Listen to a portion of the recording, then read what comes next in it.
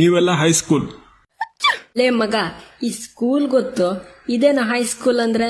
ಮುಂದಿನ ವರ್ಷದಿಂದ ನಾವೆಲ್ಲ ಹೈಸ್ಕೂಲ್ ಅಂತೆ.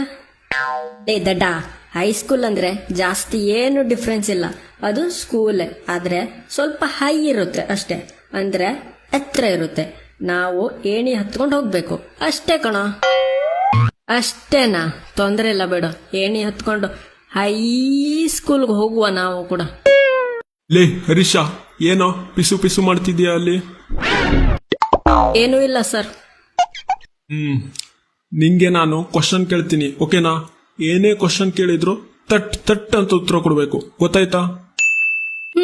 ಓಕೆ ಸರ್, ನೀವು ಹೇಳ್ದಾಗೆ ಆಗ್ಲಿ. ನಮ್ಮ ರಾಜ್ಯದಲ್ಲಿ ಎಷ್ಟು ಜಿಲ್ಲೆಗಳಿವೆ ಅಂತ ಹೇಳು. ತಟ್ ತಟ್. ಏನಂದೆ?